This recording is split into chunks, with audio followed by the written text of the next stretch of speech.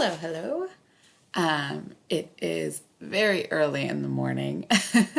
I am trying to record while my dear children are asleep. But I am coming to you with Wednesday grammar. So let's look at this sentence and let's look at what we're being asked. We've been looking at this sentence all week, so hopefully you can read it by heart with your eyes closed, backwards, doing flips at the same time by now.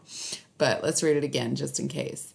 He made each turtle stand on another one's back and he piled them all up in a 9-turtle stack. Okay, what type of sentence is this?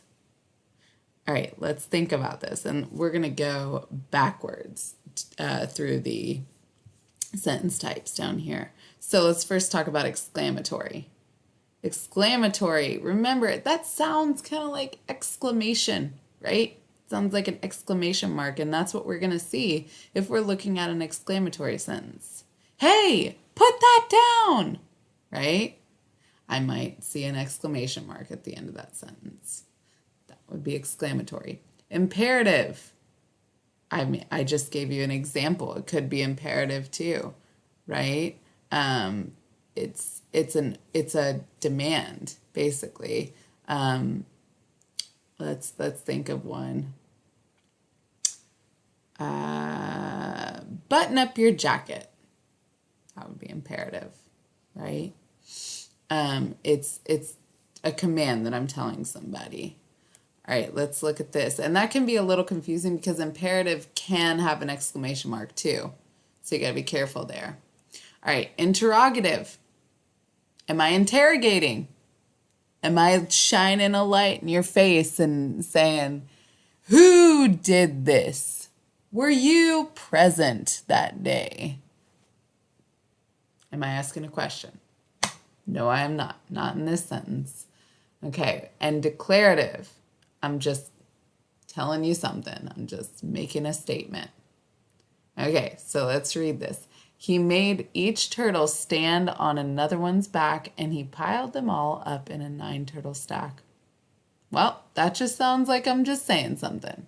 Just telling you some information. So it's going to be declarative.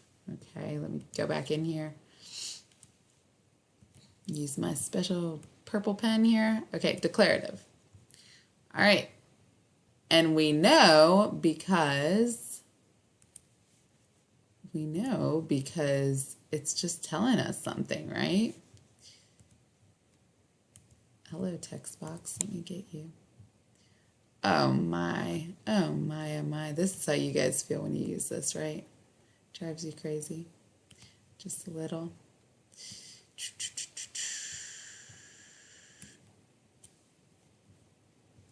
Sorry. This is kind of crazy. I didn't mean for it to be so crazy. Okay, let's go up, up, up, up, up.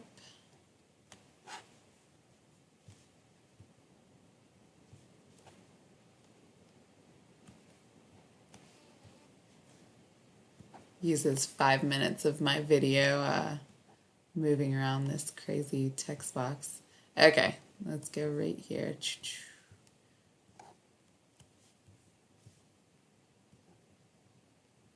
How did you know? Okay. And let's make this font smaller or else I'm going to end up having crazy issues. Okay. How did I know? The sentence is declarative because I hope you're saying because it is just giving a statement about a topic. Easy peasy, lemon squeezy. There it is. There's your reason. Okay, let's move on to the sentence structure. Ooh, I love sentence structure. Okay, so is it simple, compound, complex, compound, complex? Oh boy. Let's take a look. He made each turtle stand on another one's back and he piled them all up in a 9-turtle stack. Okay, remember, simple sentence only has one subject, one predicate. Okay? This sentence has more than one subject and one predicate. And let's hopefully I saved it, but look back at, oh no, I did not save it. But when we talked about our simple subjects and simple predicates, and we talked about our complete subjects and complete predicates, we recognized that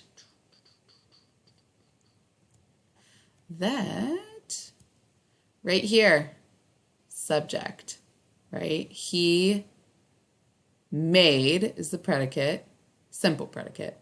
Made each turtle stand on another one's back is the complete predicate. And then, hey, look at that. We have a comma conjunction, right? Conjunction, junction, what's your function? So we have a comma conjunction right here. And that means that we are separating two independent clauses, right? He made each turtle stand on another one's back. Totally complete. We could say that to somebody and they would know what we were talking about. It has a subject and a predicate. So that is an independent clause. On the other side, let's get our trusty highlighter. Hold on. Oh boy, here we go. Okay, he, that's the second subject. Here starts our predicate. Remember, here's the verb, piled them all up in a 9-turtle stack. That's our complete predicate. So we have not one, but two subjects. We have not one, but two predicates, which means we have two independent clauses separated by a comma and a coordinating conjunction. Okay, so that means that we are looking at, hopefully you're saying, a compound sentence, Mrs. Chabot. Yes, great job, guys. We're looking at a We're looking at a compound sentence. All right, so let's circle compound. And of course, they're going to ask us, how do you know, right? Oh my goodness. Okay, there we go. There we go. Okay, they're going to ask us how we know. So the reason we know, and I hope you can explain this on your own, but I'm going to put it in here anyway, just in case you're having issues, which is totally understandable. First, I have to take off my marker. Oh, that was a much easier way to add text. Maybe I'll do that every time. Okay, so how do you know? I knew, oh, it's moving my line, but that's okay. We can deal with that, right, guys? Hopefully. I knew this was a compound sentence because the sentence, contains, hopefully you're like, two independent clauses. Yeah, you're right. Good job. Two independent clauses separated. Let me just erase this line. By golly. Okay, let's see. Separated by a,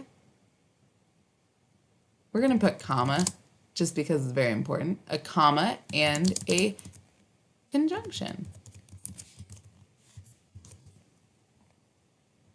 And we won't use the fancy terminology, but it's a coordinating conjunction, okay? In case you're wondering, in case you're up at night wondering what kind of conjunction was that. Okay, so that answers, right? If we wanted to go further and explain, we could say, you know, it has two subjects and two predicates, which also just tells us that it has two independent clauses, okay? So that works for me. I hope it works for you. I hope you're having a wonderful day, and I miss your shiny, beautiful faces.